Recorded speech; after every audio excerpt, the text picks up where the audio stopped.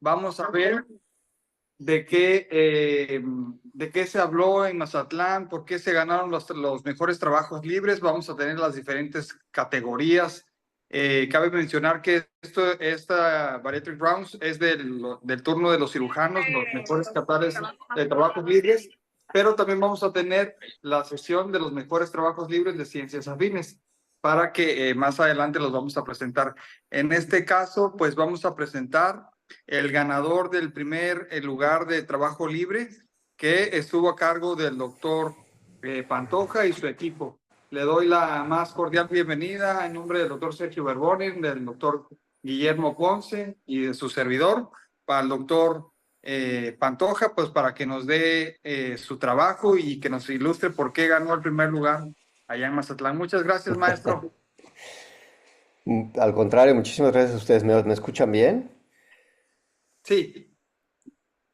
Ok, pues nada, que yo creo que ganamos porque han de haber dicho, pobrecitos estos que vinieron desde lejos a dar hasta acá sus eh, cosas de investigación. Y entonces yo creo que nada más por pura piedad del tiempo que tardas de llegar de aquí hasta allá, caray.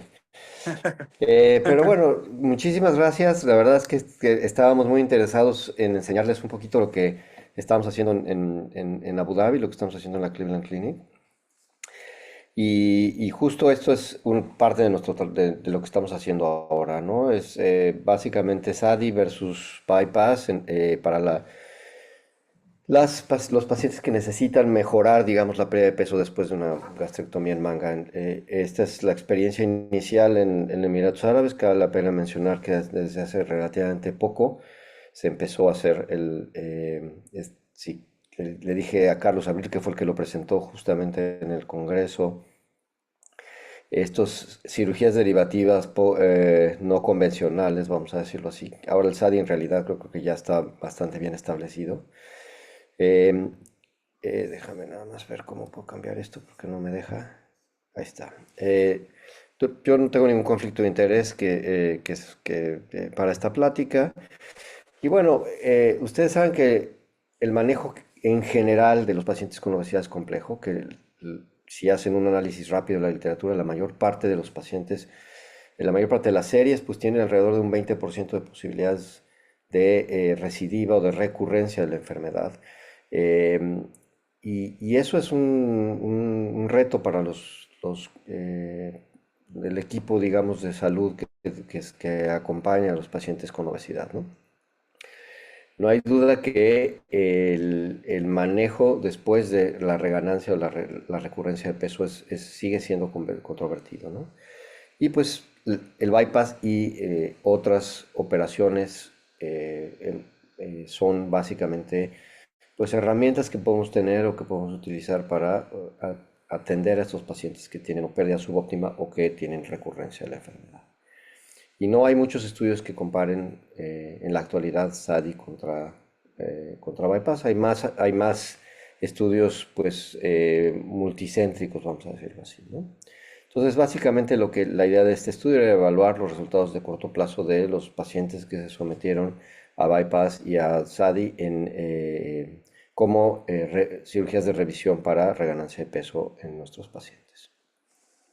Fue un estudio de corte retrospectivo. Los pacientes se sometieron a cirugía de revisión, ya sea cualquiera de las dos que están viendo, de abril de 2015 a agosto de 2000, no, bien aquí, de 2022, 23, perdón. Y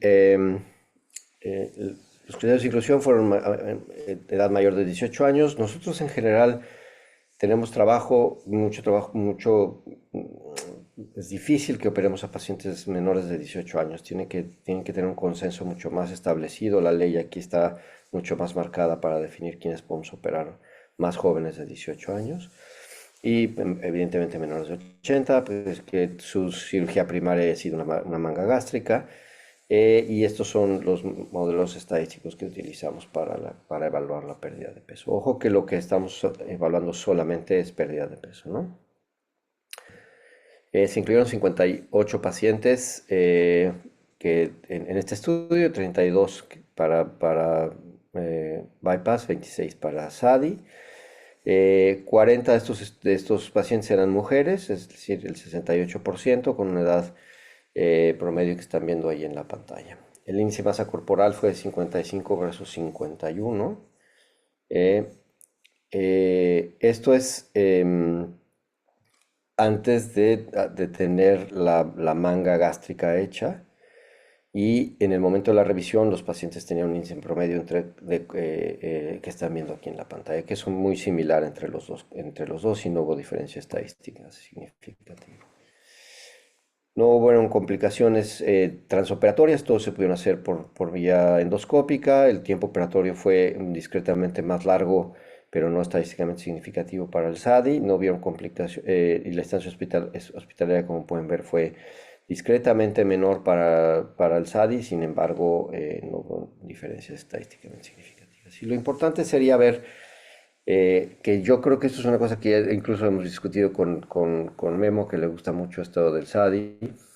La tendencia de los pacientes con SADI es a bajar de peso como más parejo, pero más lentamente. Y eso lo pueden ver aquí.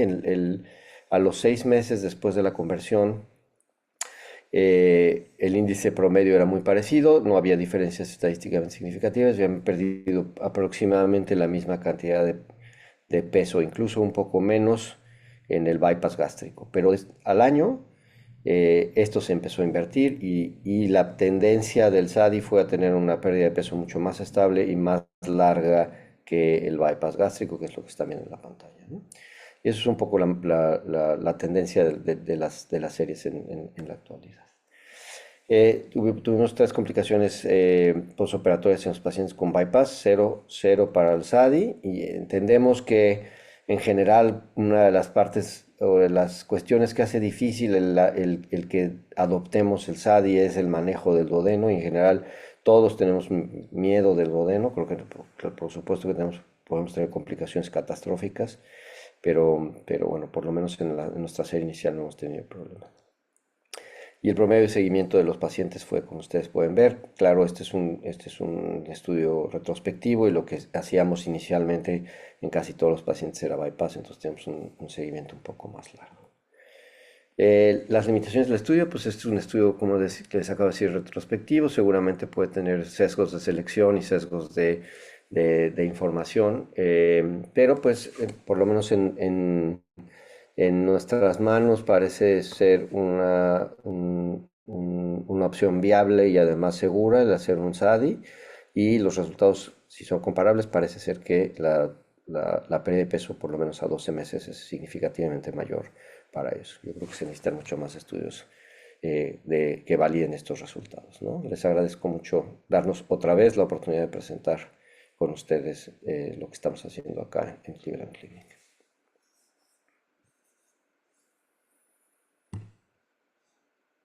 Muchas gracias, doctor Pantoja.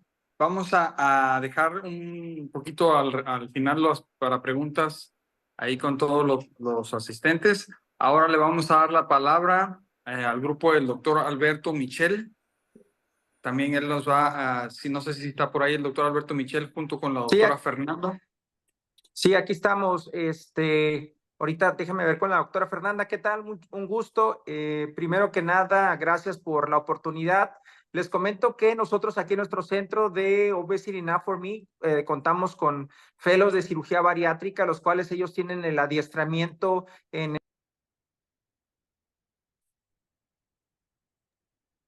Doctor Michel, se silenció su micrófono. Sí, lo dejamos de escuchar. Sí, una disculpa. Este trabajo se hizo de manera conjunta con nuestros fellows. Básicamente ellos desarrollaron el estudio, ahora sí que el seguimiento de nuestro paciente, así que la doctora Fernanda Monraz es la que nos va a ayudar a presentar el trabajo. Muchísimas gracias por la oportunidad de nuevo. Bueno, les vamos a presentar este caso. El doctor Michel, junto con el equipo que ya presentó, ganó el primer lugar en la categoría de póster, y nos va a mostrar el manejo de la fístula gástrica compleja. Hola, buenas tardes. Bueno, les muestro nuestro cartel ganador, expuesto en el pasado congreso con el título de fístula gástrica compleja, posterior a manga gástrica. Es la terapia endoscópica combinada una opción. donde se muestran imágenes bajo consentimiento de nuestra paciente y a continuación les platicaré el cartel desglosado de una forma de presentación para que sea un poquito más didáctico. De introducción, la cirugía bariátrica es el método más efectivo en el tratamiento de la obesidad y es casi el tratamiento quirúrgico ha ido en aumento. Por lo tanto, aunque los riesgos son bajos, existirán mayor número de complicaciones, entre las que destacan las fugas o fístulas. Es así que los cirujanos bariátricos debemos saber cómo es su manejo. Y a continuación les presento nuestro caso clínico.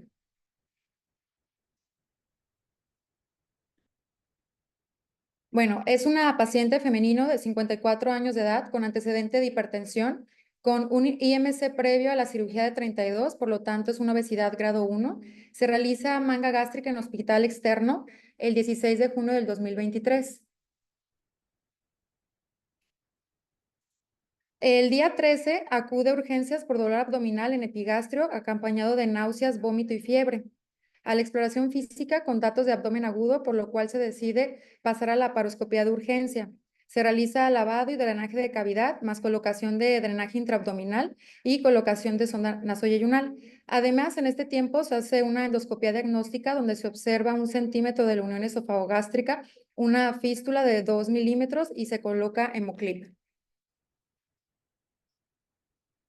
Estos son los laboratorios que presentó durante el procedimiento quirúrgico que se le hizo. Aquí podemos observar leucocitosis con predominio de neutrófilos, elevación de la procalcitonina y descenso de hemoglobina y la albúmina. Esta es la imagen de la endoscopía externa que le realizaron.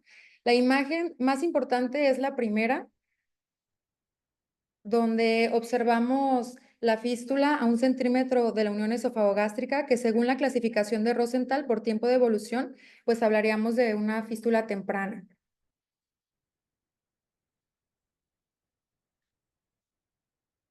Once días posterior a la segunda intervención por evolución tórpida con gasto turbio por drenaje, además de persistir con náuseas y vómito, es referida a nuestro centro para manejo. A su ingreso se observa estas características del drenaje que están ahí en la presentación. Y a su llegada, estos son los laboratorios de control. En relación a sus laboratorios previos, durante la segunda intervención, con gran mejoría, ya que además nos comentaron que estuvo con antibiótico-terapia. Bueno, a su ingreso recibimos la paciente hemodinámicamente estable, por lo cual se decide realizar un abordaje con una endoscopía de revisión, donde nos llevamos la sorpresa que no presentaba un trayecto fistuloso, sino presentaba 3 orificios de fístula, como se observa en el video.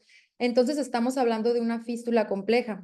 El primer orificio estaba a nivel de la unión esofagogástrica, las que nos habíamos comentado que le habían puesto un hemoclip, y presentaba una caverna con tejido desvitalizado, abundante fibrina y pus.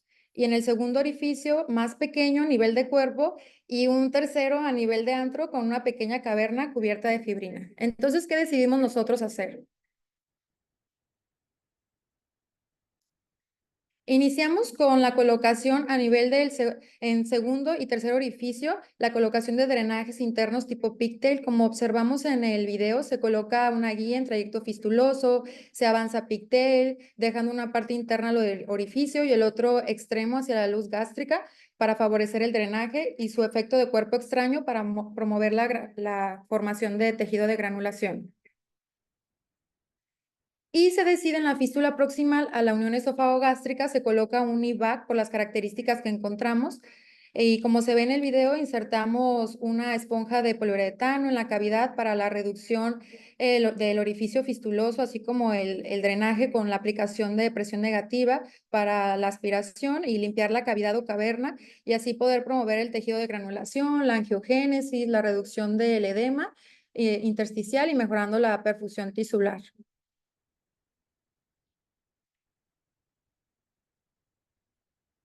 Además, siempre realizamos una radiografía de control para valorar la adecuada colocación de la sonda nasogástrica. La paciente ya había ingresado con una sonda nasogástrica.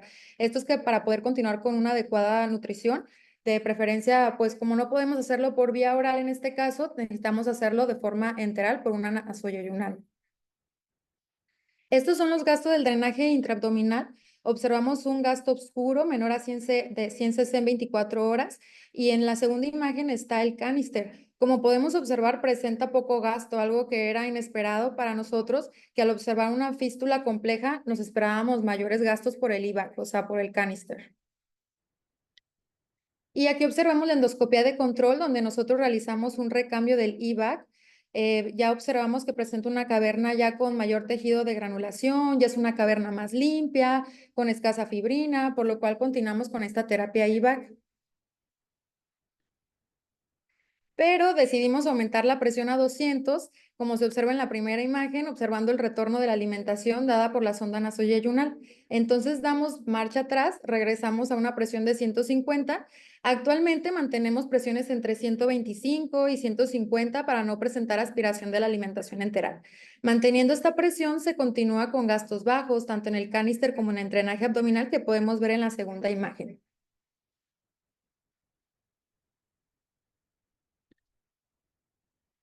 Y posterior a la terapia IVAC por 7 días se realiza el retiro y colocación de Pictel en el orificio proximal de la unión esofagogástrica. Entonces ya teníamos los 3 orificios controlados por drenajes internos. Realizamos laboratorios de control bastante aceptables, pero la paciente inicia con fiebre persistente de 39 grados. Estaba sintomática, estaban los drenajes y el IVAC con bajos gastos completamente serohemáticos, por lo cual nosotros realizamos una TAC abdominopélvica, en la cual observamos un absceso en hueco pélvico. Por disponibilidad y accesibilidad se decide manejo laparoscópico para el drenaje. Aquí podemos observar cómo se realiza la disección roma del plastrón para el drenaje del absceso de hueco pélvico con una aspiración aproximadamente de unos 250 cc con el lavado y colocación de drenaje. Además se envía a cultivo el líquido purulento y curiosamente el cultivo de líquido abdominal a las 72 horas es negativo. Pero a pesar de esto nosotros continuamos con el manejo antibiótico. Continúa con adecuada evolución, se realiza endoscopía de control, la que estamos observando, donde hay adecuada colocación de los drenajes tipo pigtail, hay disminución del diámetro de las fístulas, tanto de las cavernas, así como mayor tejido de granulación. Entonces se procede a realizar la fluoroscopía, la que se observa en la imagen, para corroborar ausencia de fuga de medio de contraste hidrosoluble, como se observa. Y además, observando este video, nosotros iniciamos a la progresión de la vía oral paulatinamente para posteriormente retirar la sonda nasoyeyunal. Además, por las características del drenaje dirigido hacia sitios de fístula y el débito escaso a nivel del penros pélvico, se va retirando poco a poco el drenaje dirigido intraabdominal y el dirigido a nivel de hueco pélvico lo retiramos por completo. Entonces, en resumen, a continuación presento el manejo de nuestra paciente. No olvidar que no solo fue un tratamiento endoscópico, sino un manejo multimodal, tanto con nutrición, medicina interna, infectología, inhaloterapia, con vigilancia intrahospitalaria, para manejo del estado nutricional, con laboratorios seriados, antibiótico-terapia guiada por cultivos. A pesar de ser negativos, recomendados continuar con antibióticos de amplio espectro y control estricto de líquidos. La paciente es egresada a los 14 días posterior al ingreso de nuestra unidad con manejo ambulatorio, que consistió en el siguiente: antibióticos, Dexivan, Unival, seguimiento por nutrición, que es muy importante, y las endoscopías de revisión, para ir quitando paulatinamente los drenajes tipo pigtail. Y aquí podemos observar en esta imagen el manejo multimodal intrahospitalario con sonda nasoyeyunal, IVAC, los antibióticos IV, así como drenajes intraabdominales y endoscópicos. Y en la siguiente imagen es una foto antes de irse de alta, ya sin sondas ni drenajes. Y aquí lo observamos en buen estado nutricional. Esta es la última endoscopía que se le realizó. Es buen estado nutricional general. No dejar de mencionar que ya pasando el año de su cirugía primaria, ya casi es la meta de su peso ideal, que realmente era el objetivo, ¿no? Entonces, actualmente está en manejo ambulatorio en su hogar con reincorporación a sus actividades de la vida diaria. Y aquí podemos observar pues, la última endoscopía. Entonces, como conclusiones, el paciente con fugo fístula gástrica posterior a cirugía bariátrica representa un reto para el equipo bariátrico, ya que, como pudimos observar, no es un manejo como una receta de cocina. No hay un único manejo por seguir, tenemos que individualizar cada caso y actuar de acuerdo a las circunstancias que se van presentando de la mano de un equipo multidisciplinario, como ya lo comenté, nutrición, medicina interna, infectología, inhaloterapia, así como realizar los ajustes pertinentes en relación a la evolución de cada paciente para evitar que perpetúe o presente un desenlace fatal, así como no olvidar el agotamiento económico. Y eso sería todo de mi presentación.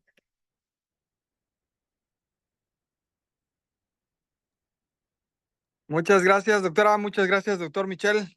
Bueno, pues como comenté con el doctor Pantoja, igual vamos a continuar con nuestro siguiente trabajo para dejar un ratito al final sobre preguntas. Ahora a continuación vamos a tener el video. Este es video, en esta categoría de video, el que fue el ganador de este video fue el doctor Antonio Morales y su equipo. Este video pues trata sobre un cáncer gástrico y bagua. No sé si ande por ahí, doctor Antonio Morales. Sí, claro. Déjame compartir pantalla. Gracias. Cabe mencionar, y ahorita que estamos en lo que el doctor conecta su diapositiva, pues estos trabajos libres en cada una de sus categorías, tanto trabajos libres en póster y en video, pues cada uno tuvieron el primer lugar, segundo lugar y tercer lugar, ¿verdad? Por la premura, solamente vamos a presentar los primeros lugares de cada uno de los trabajos y un segundo lugar del trabajo libre que va a estar a cargo del doctor Rey Jesús Romero, que ahorita a seguir nos va a dar también su tema. Y pues estos lugares, quién los decidió? Pues afortunadamente tenemos en el colegio pues muchos cirujanos que han estado muy activos con nosotros y nos ayudaron a calificar. Estuvieron calificando los trabajos libres, los pósteres y los videos. Se sumaron, se sacaron la división y obviamente así fue como se ganó, ¿no? No lo decidimos nosotros, se decidió entre todos y pues esperemos que sigan participando para que pues, sigamos teniendo mejores trabajos cada año. No sé si ya esté listo por ahí, doctor Antonio. Sí, claro. Ya. Vámonos. Primero que nada, pues muchas gracias por la invitación. Aquí les comparto, nosotros es la primera generación del Fellow de Cirugía Bariátrica en Christus Mujer Sudem. Está conformado por el jefe del curso, que es el doctor Jerónimo Monterrubio, y el doctor José Eduardo García Flores. A continuación, como lo podemos ver en la imagen, está el doctor Sergio Javier López, que fue el cirujano encargado de operar el caso, así como de la parte endoscópica, y el doctor Francisco Barrera. Pues bueno, nuestro trabajo fue el cáncer gástrico tipo CWAR 3 en paciente postoperado de bagua con manejo quirúrgico mixto endolaparoscópico con los autores que ya mencioné. Y pues bueno, en antecedentes hay que saber que más del 35% de la población de Estados Unidos pues padece obesidad. Hay una controversia entre cuanto a si los procedimientos bariátricos favorecen o evitan el cáncer. Digo, esto es totalmente individualizado, pero lo que sí está claro es que podría aumentar el riesgo de cáncer en la bolsa gástrica o el estómago excluido en ciertos tipos de procedimientos bariátricos. Este es un caso clínico de un paciente femenino de 58 años con un IMC 29, con un antecedente de minigastric bypass tipo agua hace 10 años. Es muy importante poner atención en la situación cronológica, ya que nuestra paciente la abordamos en mayo con un síndrome anémico y melena que ya tenía más o menos 3 meses de evolución y fue abordado de diferentes maneras. Primero fue por gastro y se le realizó una endoscopía superior más toma de biopsias y un PET-CT scan de abdomen total y tórax. Posteriormente, en agosto, tuvimos otro de control y en septiembre ya la endoscopía superior y cirugía. Esto es muy importante para ubicarse, ya que traemos muchas imágenes. Y pues bueno, primero que nada fue la endoscopía en mayo que nos llegó la paciente. Como podemos observar, déjenme poner el puntero. Podemos observar una lesión extensa en la cara, en la curvatura menor del estómago, que se describía una lesión que abarcaba más o menos 5 centímetros de la curvatura gástrica, de la curvatura menor, abarcando el 40% de la circunferencia gástrica. Entonces se le tomaron biopsias a nuestro paciente y se obtuvo un adenocarcinoma moderadamente diferenciado de variedad intestinal CWAR tipo 3 y pues se procedió a tomar un PET-CT scan de abdomen total y tórax. ¿Por qué fue un CWAR tipo 3? Porque estaba a 3 centímetros de la unión escamocolumnar hacia el estómago. Y pues hay que recordar que de acuerdo a la nueva clasificación de la JCC, pues ya clasifica como cáncer gástrico con extensión esofágica. Y pues bueno, se le realizó un PET-CT scan donde podemos observar lo siguiente. En nuestro corte, en nuestro corte coronal, así como en los cortes axiales, podemos observar una lesión que infiltra y prácticamente está cerrando la luz del estómago. Y pues como ya les había comentado, se describe como una lesión de aproximadamente 5 centímetros que abarca el 40% de la circunferencia gástrica, 3 centímetros de la unión escamocolumnar. Se realiza una interconsulta oncología médica en la cual se decide hacer 6 ciclos de quimioterapia, la cual estuvo llevada a cabo con docetaxel, oxaliplatino y capecitabina. Se procedió a tomar un PET-CT scan al terminar ya la quimioterapia y se observó una remisión clínica completa, así como por imagen. Podemos observar otra vez el TAC y ya vemos una luz gástrica completamente permeable, ya es prácticamente, no hay ninguna compresión, y para verificar esto, pues a nuestra paciente le realizamos una endoscopía preoperatoria. Prácticamente aquí podemos ver dónde estaba la tumoración, donde ya no se observa prácticamente nada. Entonces, ¿qué fue lo que se procedió a hacer? Pues bueno, la cirugía, la cual se realizó por medio de cirugía laparoscópica. Se colocaron 4 trócares, se inició primero con adherenciolisis. Hay que recordar que contaba con un bagua previo nuestro paciente. Se realizó liberación de las adherencias hepatogástricas y las adherencias gastro-gastro, que pues van del pouch al estómago nativo. Son tejidos que se encuentran frágiles, entonces, digo, y más pegados debido a que ya se llevó a cabo también quimioterapia. Y pues bueno, se continuó con una adherenciolisis extensa para posteriormente abordar de una manera un poco más medial hacia las adherencias hepatogástricas, con la intención de liberar todo completamente hasta liberar hasta el pilar derecho, que ahí todavía no llegamos hasta el pilar derecho, ya que estaban un poco densas las adherencias, entonces se continuó con la parte gastro-gastro. Una vez realizado esto, pues se volvió ya hasta la parte medial, se liberó completamente el pilar derecho y la parte superior del esófago, como podemos observar, y se procedió a realizar la adherenciolisis hacia la unión gastro-yeyuno. ¿Con qué intención? Pues con la intención de liberar esta parte y poder meter una grapadora lineal con cartucho azul. Se utilizaron 2 cartuchos de 60 milímetros. Una vez liberado esto, como podemos observar, pues se procedió a realizar la liberación posterior del pouch gástrico. Se realizó con energía monopolar y disección Roma, y una vez liberado esto, pues ¿qué es lo que seguía? Pues es prácticamente liberar y hacer la linfadenectomía. En este caso nosotros realizamos una linfadenectomía de 1+, que quiere decir que nuestra pieza no solamente incluimos las piezas de 1, que incluirían la parte paracardial derecha, izquierda, los ganglios supra e infrapilóricos, los ganglios de la arteria gástrica izquierda, los ganglios que son de la hepática común y del tronco celíaco. Entonces, ya que tenemos todo en bloque y se liberó de manera adecuada el hiato esofágico, la parte posterior, la parte superior, medial y lateral, se procedió a hacer la ligadura de la gástrica izquierda, con que se colocaron clips proximales y distales para posteriormente, con energía bipolar avanzada, realizar una sección de la misma. Ya teniendo libre nuestra pieza quirúrgica y aproximadamente unos 3-4 centímetros de esófago intraabdominal, se procedió a realizar una sutura o fijación con Vicryl del esófago hacia los pilares. En lo personal, nuestro equipo lo realiza para tener una mayor facilidad al momento de nosotros realizar la anastomosis esófago-gástrica. Realizamos una enterotomía superior o anterior para posteriormente pasar la sonda que contenía el ámbil. En nuestro equipo, por medio de endoscopía, pasamos el ámbil, el cual va protegido con una sonda nasogástrica. la cual posteriormente se corta y queda libre el ámbil. Es una manera que a nosotros se nos hace más fácil para posteriormente realizar la fijación o los postes con prolene en nuestro estómago nativo.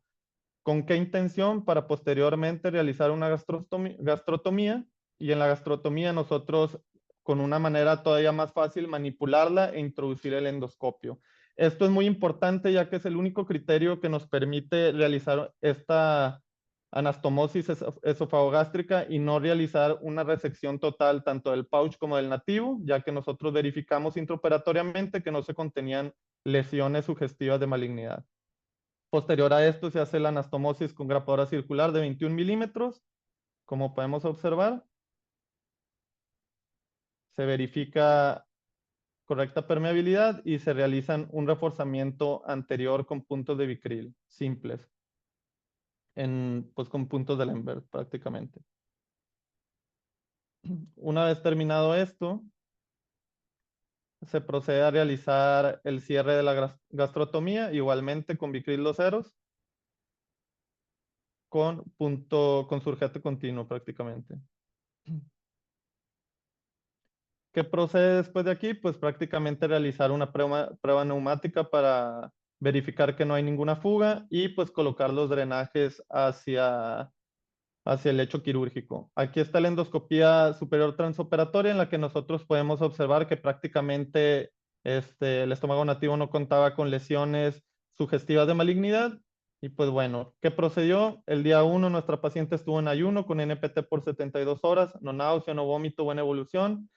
No se evidenciaron datos de fuga con buen tránsito de contraste, el cual lo podemos observar aquí en la serie esófago-gastrodenal, que pasa correctamente el contraste. Esto nos dio la libertad del segundo día poder iniciar con líquidos y ya al tercer día dar de alta a nuestra paciente. Aquí anexamos nosotros el resultado histopatológico que prácticamente nos muestra que tiene bordes libres y con una resección total de 15 ganglios linfáticos negativos, negativos para malignidad. Y de acuerdo a la JCC, como les había mencionado, la clasificación queda en T0, N0, con un antecedente de carcinoma gástrico sin evidenciar una lesión aparente o actual. La paciente actualmente ya lleva 2 años de postoperada y continúa en remisión total. Muchas gracias.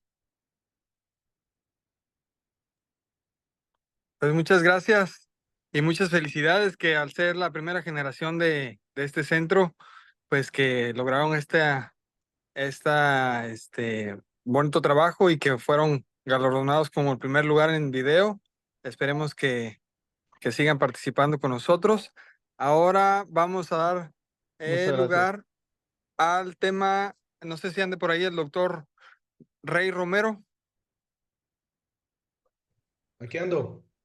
Muy bien, doctor Rey Romero, muchas gracias por estar aquí con nosotros. Usted y todo su equipo fue acreedor del segundo lugar en trabajos libres. Muchas gracias por participar con nosotros y pues le quiero agradecer pues por parte de toda la mesa directiva con usted y todos los asistentes también a este congreso. Su tema es la eficacia del SASI de bypass como una alternativa como procedimiento de revisión. Y pues por eso usted fue acreedor al segundo lugar. Queremos saber de qué se trata su trabajo y cómo se desarrolló. Bienvenido, doctor, y muchas gracias nuevamente. Muchas gracias. ¿Sí se ve bien la presentación ya? Sí, doctor. Perfecto. Pues muchas gracias por la oportunidad de participar y de exponer este trabajo.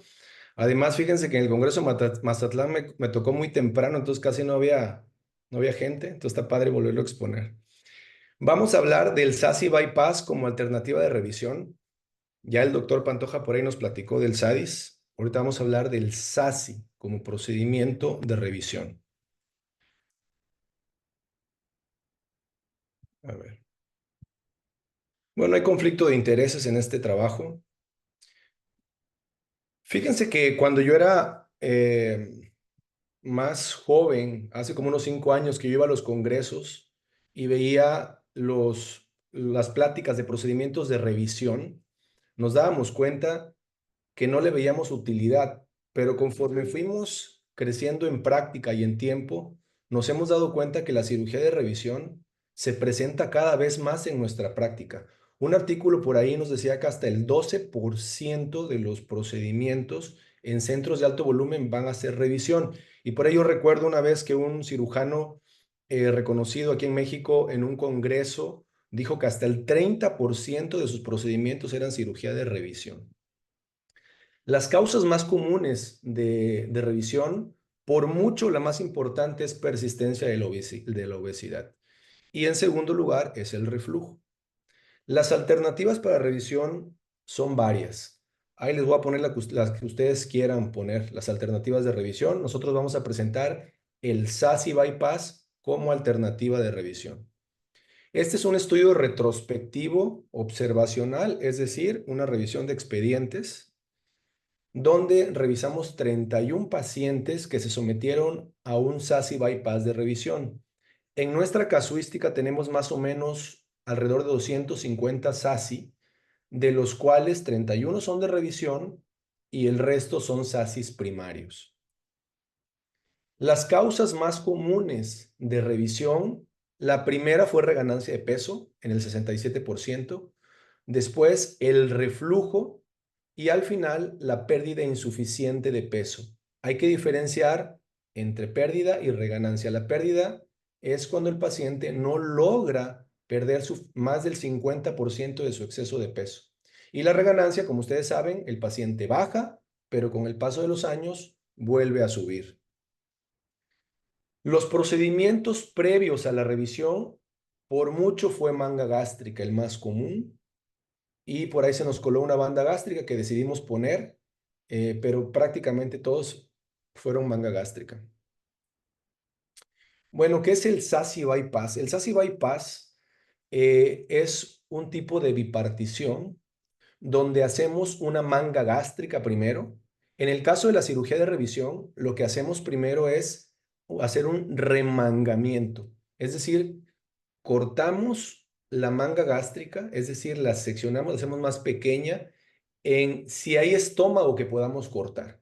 Nos ha pasado que en ocasiones no hay estómago que podamos cortar, entonces lo que hacemos es plicarlo lo más posible para generar esa sensación de restricción. Entonces, primero es un remangamiento y después una anastomosis iliogástrica. La anastomosis iliogástrica se hace contando desde la válvula iliocecal. En nuestro caso, contamos entre 2.5 a 3 metros. Aquí les vamos a presentar la técnica. Nosotros nos colocamos en medio del paciente en la posición francesa tradicional. Les vamos a presentar solamente la anastomosis, la manga gástrica o el remangamiento no se los vamos a presentar porque es algo que ustedes conocen mucho. La anastomosis la iniciamos colocándonos del lado izquierdo del paciente y contando desde la válvula iliocecal. Empezamos a contar y el asa la aproximamos al antro gástrico, en este caso con un punto de Vicril, para posteriormente realizar las enterotomías. Nosotros realizamos unas enterotomías con un cauterio simple. Posterior a las enterotomías, realizamos la anastomosis. Nosotros usamos cartuchos morados con tecnología 3-taper y avanzamos la sonda para lograr una permeabilización. Posteriormente, realizamos el cierre de la anastomosis. Usamos sutura absorbible, monofilamento, en este caso estamos utilizando monocril del 2 ceros. La anastomosis es una anastomosis similar a lo que se hace en cualquier procedimiento malabsortivo. Nosotros usamos puntos de espesor total, no realizamos un reforzamiento, o sea, no realizamos una segunda capa. Tampoco realizamos prueba neumática. Antes la realizábamos, pero generalmente nos quedamos muy contentos con la anastomosis y lo que hacemos nosotros es hacer una inspección visual de la anastomosis posterior a realizarla.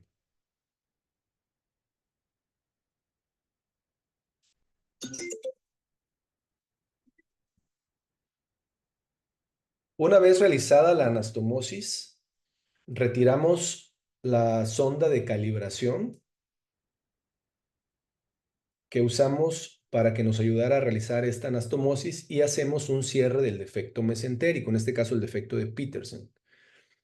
En la mayoría de las publicaciones que hay de SASI bypass, ya sea de revisión o primario, no mencionan este cierre del defecto mesentérico. Incluso en algunas publicaciones mencionan o dicen que no es necesario cerrarlo. Nosotros, bueno, siempre lo cerramos, creemos que es importante y siempre colocamos drenaje, en este caso un drenaje cerrado.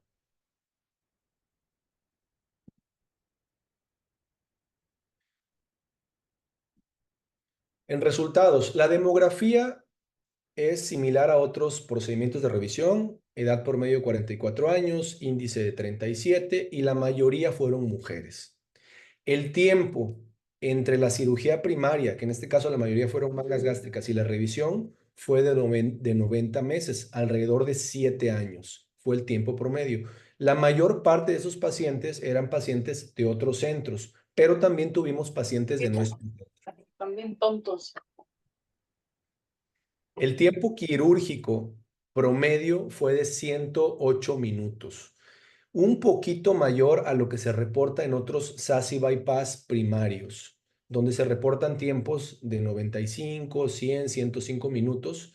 Sin embargo, en este caso son SASI bypass de revisión y nosotros generalmente reportamos que sí cerramos el defecto mesentérico, que nos lleva unos 8 a 10 minutos cerrar. Reparamos hernias siempre que las encontramos. Siempre dejamos a los pacientes un día, los damos de alta al otro día. En caso de que haya un poco de dolor, malestar general o incluso pacientes que no son de la ciudad y que se tienen que regresar a su ciudad, a veces los dejamos un día más. Los podemos dejar hasta 2 días. Tuvimos 2 complicaciones consideradas Clavien Dildo 3, 3A y 3B. En este caso, una 3B que es una fuga de anastomosis. Esta fuga fue en una paciente que realizamos la anastomosis y no quedamos contentos con la anastomosis porque había mucho desgarro del intestino. Pero aún así, reparamos esta anastomosis, hicimos una prueba neumática que casi nunca hacemos, salió negativa y a los 6 días tuvo una fuga. Tenía el drenaje, afortunadamente, solo con tratamiento conservador y NPT, en una semana cerró la fuga espontáneamente. Y tuvimos un paciente que a las 2 semanas se estenosó el cuerpo de la manga, entonces no toleraba bien los líquidos. Le hicimos una endoscopía con un balón, una sesión fue suficiente afortunadamente y se corrigió el problema. Nuestro seguimiento es pobre a 7 meses, esa es la verdad, es pobre. Aunque tenemos pacientes hasta 44 meses de seguimiento, es pobre nuestro seguimiento. Pero debemos de tomar en cuenta que es un procedimiento nuevo, el SASI bypass, relativamente nuevo, y que no hay artículos, cuando revisamos PubMed, solamente hay un artículo de SASI bypass de revisión y tiene seguimiento a 1 año. Entonces, es un seguimiento pobre, pensamos que es por el tiempo que tiene el SASI bypass, pues en el mundo, ¿no? Se dijo por primera vez o se reportó por primera vez por el doctor Tarek en el 2016 y de ahí poco a poco han venido más publicaciones. El porcentaje de exceso de peso perdido en esta serie fue de 52% en el seguimiento de 7 meses. Esto es muy similar a lo que vemos con otros procedimientos como mini bypass o bypass en Y de Rux a los 7 meses. Recordemos que todavía se pierde un poco más peso al pasar de los meses, pero ese es nuestro porcentaje de exceso de peso perdido a los 7 meses con nuestra serie.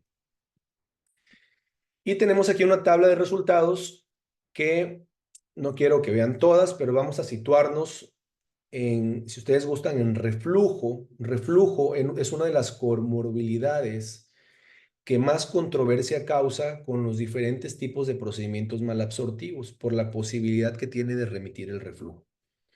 Bien, tuvimos 8 pacientes, de los 31 pacientes, 8 pacientes tuvieron reflujo sintomático, es decir, el 25%. De estos 8 pacientes, 6, o sea, el 75%, alcanzaron un seguimiento a 6 meses y el resto tiene un seguimiento menor. De estos 6 pacientes, 5, o sea, el 83%, lograron al momento del seguimiento una remisión clínica del reflujo gastroesofágico.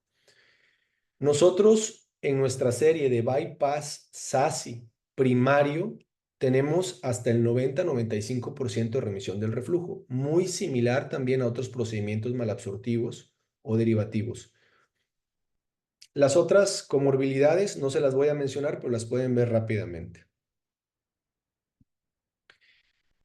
Cuando iba a poner las conclusiones, me quedé pensando que qué iba a poner de conclusiones y las dos primeras conclusiones son prácticamente lo que concluyen la mayoría de los artículos que hablan de procedimientos de revisión.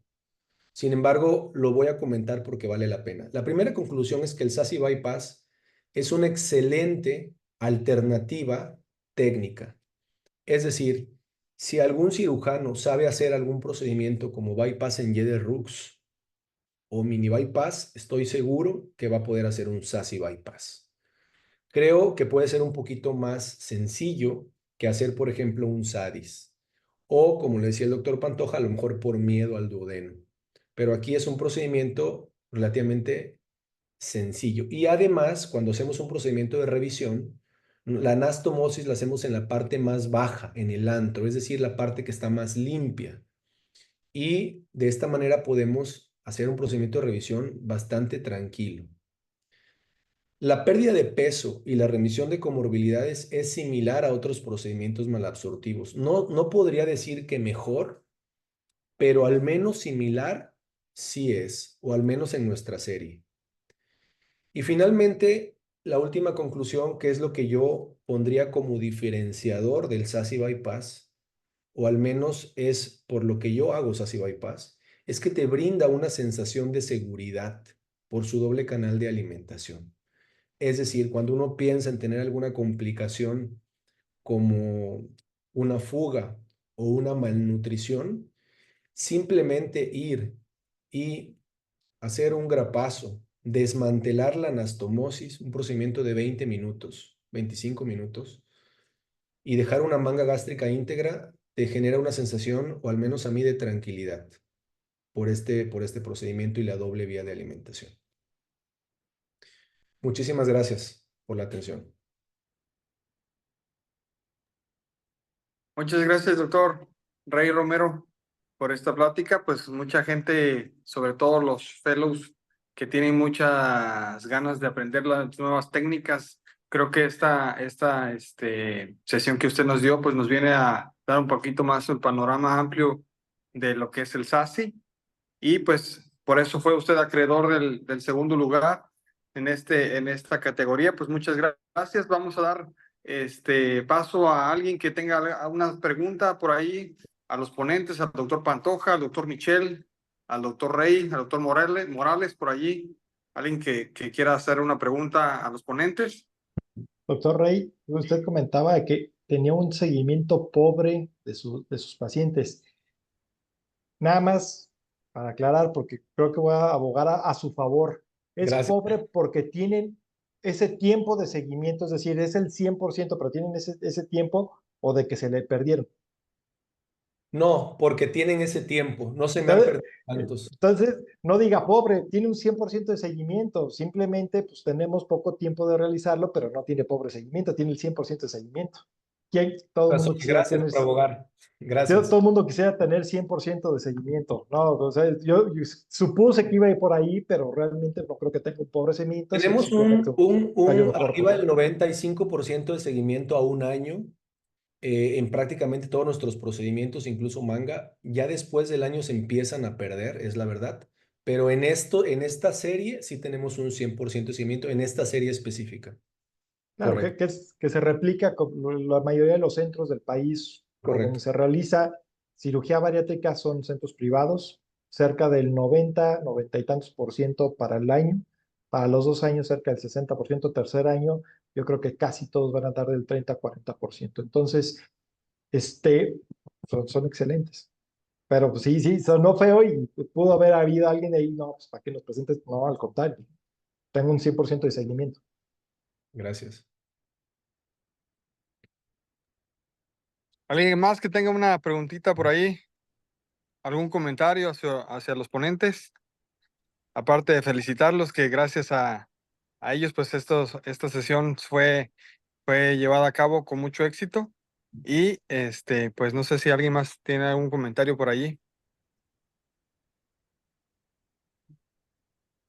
Aprovechando que está el doctor Pantoja por acá, si habría alguna diferencia con respecto a las dietas, a la cantidad de proteína que se consume en otras partes del mundo. Los europeos hacen canales comunes de 2,5 metros.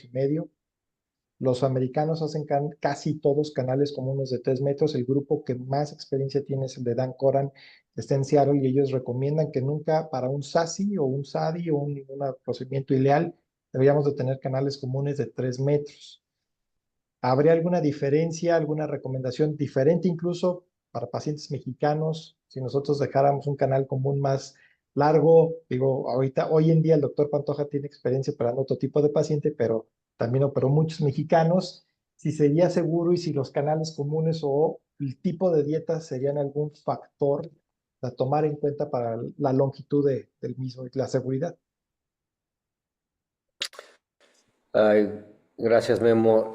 Sí, sin duda, yo creo que uno tiene que basar la longitud de los canales comunes y especialmente la longitud de la creación del SADI, por ejemplo, del SASI, dependiendo del entorno cultural, del entorno sociológico, de qué tanto comen los pacientes y perdón por el ruido, yo creo que sí hay una diferencia bien grande entre la dieta, la cantidad de proteínas que comen los mexicanos y la cantidad de proteínas que comen en otros países. Eh, Curiosamente nosotros aquí en nuestras series de asas cortas o que estamos haciendo más agresivos, digamos, no hemos tenido hasta ahorita realmente un número importante de pacientes que tienen mala absorción o diarrea o problemas en ese sentido. De hecho, creo que la principal queja de la mayor parte de los pacientes que operamos en este lado del mundo es constipación, curiosamente es estreñimiento. Pero sí es cierto que la cantidad de proteínas que comen aquí es diferente, que la obesidad de este lado está más basada en la cantidad de alimentos y no tanto en la calidad. Creo que la calidad de los alimentos de este lado es mejor, incluso que en Estados Unidos, en que la mayor parte de la comida es procesada y no necesariamente tan buena, ¿no?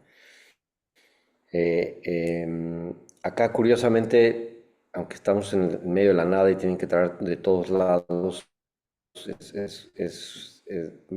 la verdad es que está menos procesada y eso cambia las cosas. Entonces sí, sin duda, sí, tienes que tener mucho cuidado.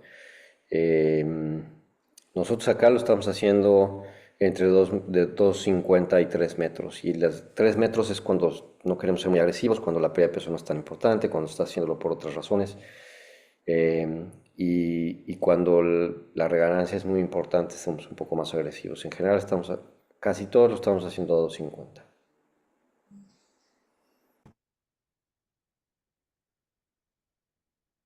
Ok. Doctor Rey, ¿usted hace alguna diferencia cuando en el SASI, cuando es de revisión y cuando es de primera vez en su técnica? Hablando parecido a lo que comenta el doctor Pantoja. Fíjate que no entre esas dos, o sea, en primario y de revisión no, pero sí hemos hecho diferencias a lo largo del tiempo. Es decir, cuando nosotros iniciamos haciendo SASI bypass, hacíamos asas alimentarias más cortas, o sea, contábamos desde la válvula ileocecal hasta la anastomosis 2 metros, 2,5 metros a lo mucho. Y hacíamos anastomosis incluso un poquito más grandes. Yo al principio le ponía la grapadora de 45 milímetros toda, o sea, 4,5 centímetros. Después la fui jalando un poquito más, haciendo anastomosis más pequeñas. empezamos a ver pacientes con desnutrición y con hipoalbuminemia. Incluso tuve que hacer desmantelar 3 casos porque estaban bajando mucho de peso. Afortunadamente se desmantelaron muy fácilmente. Es un procedimiento afortunadamente fácil de desmantelar. Y después empezamos a hacer el asa alimentaria más grande.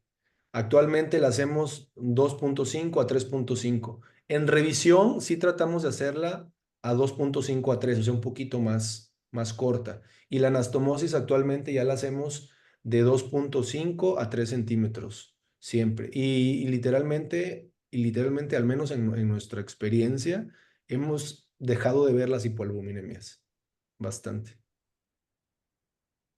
Ok, muchas gracias, doctor. Al contrario. ¿Alguna pregunta más? ¿Algún comentario? Bueno, yo una pregunta para el doctor Pantoja, que presentó también su serie de revisión en el SADIS. Una de las cosas que se menciona mucho es el reflujo, doctor. No sé si lo presentó o no en su diapositiva, pero ¿cómo le va con el reflujo y el SADIS de revisión? Porque una de las causas es...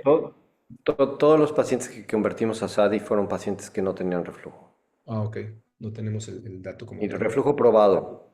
Es Ok. decir, todas las pacientes, por lo menos acá, todos los pacientes que llevan a revisión, que les vamos a hacer cualquier nuevo procedimiento bariátrico, tienen por definición que tener una endoscopia y una fluoroscopia los dos estudios.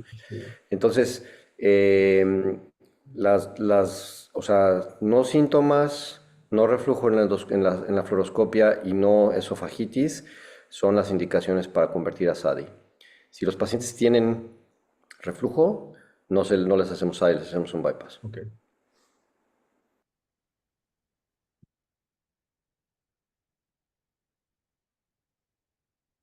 Perfecto. Bueno, pues creo que estamos en tiempo. Justamente vimos la exposición. Cada uno de los ponentes tuvo 10 minutos, un ratito para preguntas y respuestas.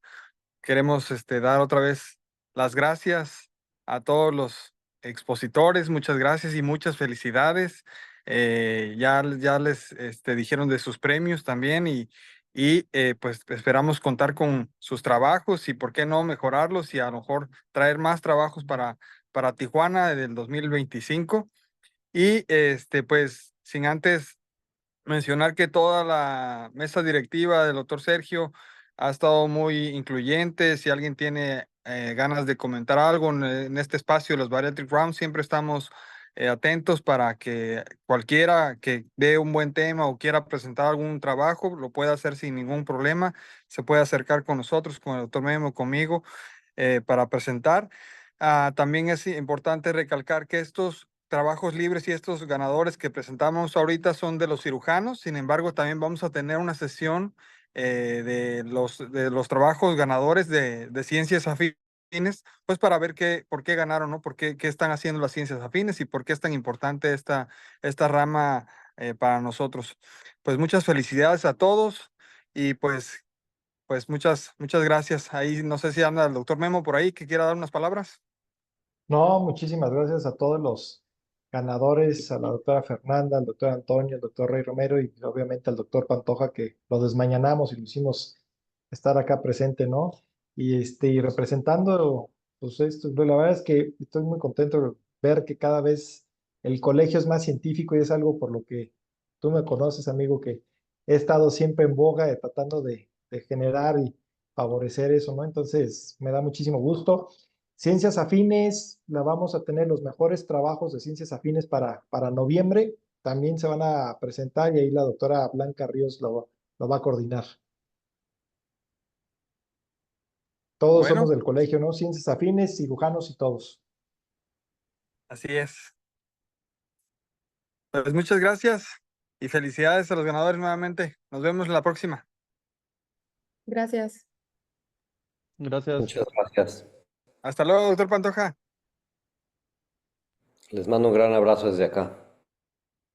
Gracias, maestro.